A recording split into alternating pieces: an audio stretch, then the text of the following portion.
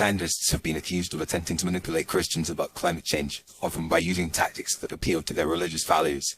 One way they do this is by emphasizing the moral imperative to protect the environment, which is a core tenet of many Christian denominations.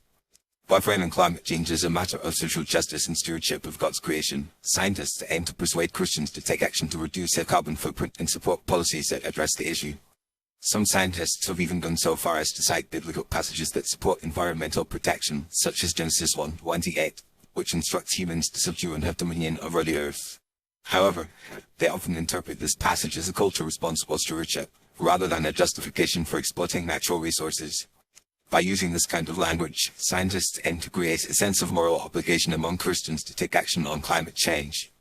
Another way scientists try to manipulate Christians is by partnering with religious leaders and organizations to promote climate awareness and action. For example, the Pope's 2050 encyclical on climate change, Laudato Si', was widely praised by scientists and environmentalists who saw it as a powerful call to action from a major religious leader. Similarly, organizations like the Evangelical Environmental Network and the National Religious Partnership for the Environment have worked to promote climate awareness and advocacy within Christian communities. Some critics argue that these efforts amount to a form of green evangelism, in which scientists and environmentalists use religious language and partnerships to promote a particular ideology or agenda.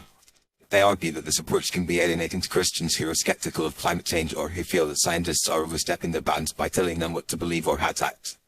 Additionally, some Christians may feel that the emphasis on climate change is distracting from other important moral and social issues, such as poverty, abortion, and traditional marriage.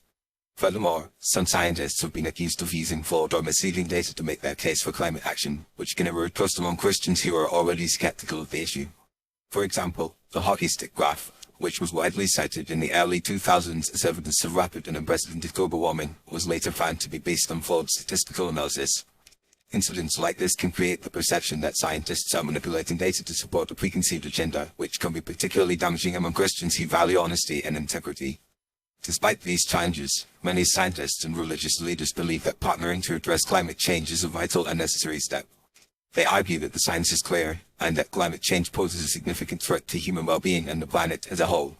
By working together, they hope to raise awareness and promote action among Christians and other people of faith, who can play a critical role in shaping public opinion and policy on the issue. Ultimately, the question of whether scientists are trying to manipulate Christians about climate change is complex and multifaceted. While some scientists may be using tactics that are perceived as manipulative or coercive, others are genuinely seeking to engage with Christians and other people of faith in a respectful and constructive dialogue. By acknowledging the moral and spiritual dimensions of climate change, and by working together to address the issue, scientists and Christians can build a more sustainable and equitable future for all.